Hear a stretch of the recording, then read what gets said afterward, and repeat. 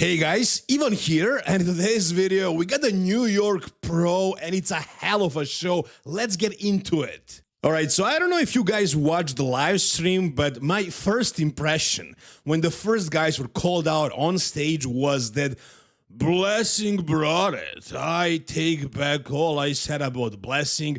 That was my immediate thought, because Blessing here looks like he is spot on. Spot on, man. The legs even looked good. He looks massive, way bigger than Tonio right here, and in similar condition. Yeah, he doesn't have the same polish, and no, he's not beating Tonio, but in these first couple of shots, like the front three legs, the quarter turn especially, Blessing's strongest pose, he looked very, very good here, but it was pretty clear that Tonio was just more polished, more sharper, conditioned from head to toe, just looked spot on.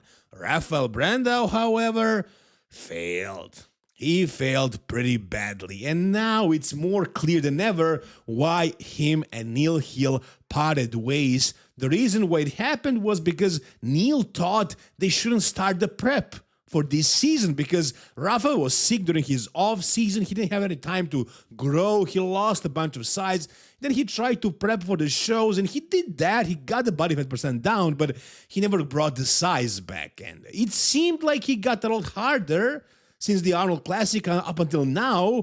But now, looking at him on the stage, we can see that he did not get back. He is not at his 100%. He's maybe at like 70% of himself, which is bad, guys. He's probably placing in the top 4, but I don't have him in top 4. I have him potentially out of the top 5.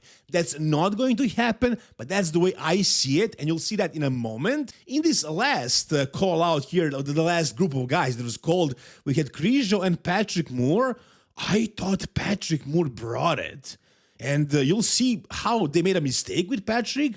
But as far as KRIZO, right here amongst these guys and during his posing routine, you couldn't see how good he really was. As I said, guys, in my preview, New York Pro preview videos, I said that we need to see KRIZO compared to the top guys to actually get the idea, to grasp how big how impressive he actually is. So later you're going to see in a comparison in the first call out how good he truly is. Here, it didn't really appear like he's that dominant, but you'll see that he actually is. All right, so let's start with the first call out, and it was Michael KRIZO, Rafael Brandao, Blessing Awodibu, and Tonio Burton. Obviously not in this order, not like this. They have to move these guys, so KRIZO needs to go in the center as well as Tonio. Rafa can hope for this, but that's very, very optimistic. Personally, again, I don't have him winning the second call out neither, but we'll see about that. So as far as this call out right here, Blessing again looks great. Has more size than Tonio. He's as big as KRIZO, I would say, although he's stepping over the line quite a bit, but still, he is a huge guy right here. But again, he doesn't have that polish, right? His legs are definitely behind, like they're smooth, they don't have the pop, they're smaller. He doesn't have any details in the hamstrings, you'll see that in a second, but he has a lot of size, he's in shape, so this is a very, very good Blessing. His best of this year for sure, and arguably his best ever. We'll see about that. Rafa, like I said, small and soft. Very, very bad Rafael, even worse than what he was a couple of years ago when he was prepping with Acito. He was at least sharper. Now he's small and soft at the same time. So again, I don't have him in my top 5 right here. He does have a very nice structure, but just not enough size or conditioning. Now, as far as Tonio versus KRIZO, and that's the topic of this video, of this show, that's your top 2. They're going to have a 2-man call out in a second. As far as these two guys, what KRIZO has is the wow factor, the freak factor. He has the size. He looks way bigger than Tonio. But if you look at the poses, pose by pose, I'm going to analyze them in a second, one by one, you'll see that Tonio is more complete. But is that the way to win a show? By winning the majority of the poses? Or do you win a show by looking more impressive overall? I think for this show, it's probably going to be KRIZO that wins. Or I'm just biased because I'm a fan of KRIZO. But I think he did enough to win. You'll see that in a second. So I think he just has more overall size, more details everywhere. And you can see it in this live stream, but I'm pretty sure the judges can see this even more clearly from the first row, from the judges' row. You know, it's something you see very clearly on the IG photos, where you can zoom into these guys and see the fiber, see the muscle under the daylight, like on the stage with the tan, with the oil, with these strong shadows. You won't be able to see that fine quality that some of these guys have, like KRIZO, but you can see that him and Tonio, they're very, very close in condition. Like Tonio is peeled, especially from behind. He has more details in the glutes, in the hamstrings, in the back, I would say as well. But when they zoom in, you can see a little bit more of those fine details, like throughout the chest, the shoulders, the quads. So I think KRIZO has more size and more quality, and he's probably more conditioned overall, even though Tonio's glutes are probably, they look more conditioned because he just has more muscle in that area, more density, more thickness. You know, KRIZO, his glutes are lean for sure, just don't have the same depth. And as far as the back, you know, KRIZO, the way he's posing, man, I'm looking at this guy's posing and I'm thinking I could correct his posing and make it so much better if he gave me 1 hour, basically. And if he remembered everything I told him. I'm watching the live stream and I'm thinking, I'm giving him cues and tips while he's posing, like open up the chest, fix your posture, don't flex the glutes, the hips, open up the hips and, you know, don't flex the abdomen so much, the obliques. He could change so many of these poses and I'm sure he could look so much better. And yeah, I know he's probably practicing the posing and I'm sure the other pro bodybuilders and coaches and Steve Weinberger gave him a lot of tips, but I don't think he's implementing them. I don't think he's doing that. I think if he actually tried really hard, he could look so much better. He could be fighting like to be a top 5 Mr. Olympia competitor because he is that big, that complete, that shredded, and has that much quality. We'll get to KRIZO and Tonio in a moment. Now let's take a look at his second call out right here. The initial second call out. And again, when they call these guys on, Patrick Tuor was left on the side. He was called out last. And I was like, what the hell is going on? What is Tyler Mannion doing? Is it so much different in person? Because here, I don't see Nathan Epler being even close to Patrick Moore. I think Patrick Moore is wiping the floor with Nathan Epler. I have no idea why is Nathan Epler in the center of this freaking call out right here. Guys, do you agree with me? Now the other guy, Daniel Goss, the Italian guy, he looks good. He looks good. He's big. He has some really good shots, but you know, look at the color, the tan, the oil, the overall polish. I think Patrick is better than him. I think Patrick is for sure winning this lineup. But for some reason, he's still on the side. They're not moving him in.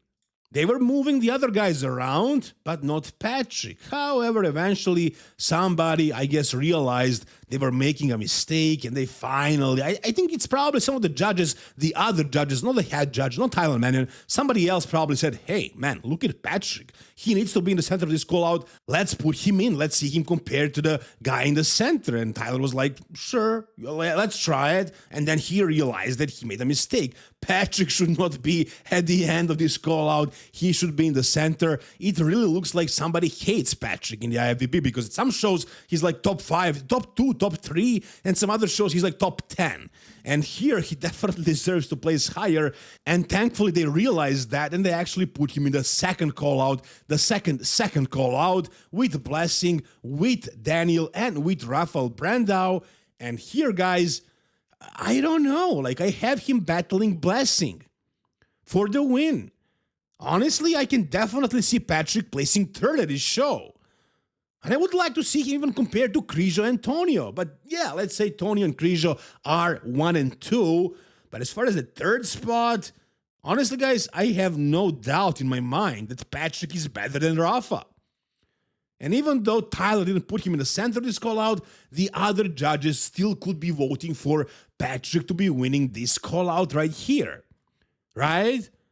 Daniel is great, has big glutes, and his back poses are pretty dominant, but he's a shorter guy. He doesn't have great aesthetics. He is hard. I do see him beating Rafa. So again, I don't have Rafa in my top 5. I have him probably 6th, and if he went down to the third call-out, I don't know if he would win that one. But we'll see what's going to happen in the finals. He didn't go to the third call-out here. So it's between Blessing and Patrick for me for that third spot. I think they're going to be third and fourth. Again, Blessing probably has more size, but is not as complete and has trouble controlling the midsection. Patrick has a perfect midsection and great legs as well. Look at his most muscular one, Patrick. He's wide, he's big, has crazy aesthetics. He's conditioned as much as everybody else here.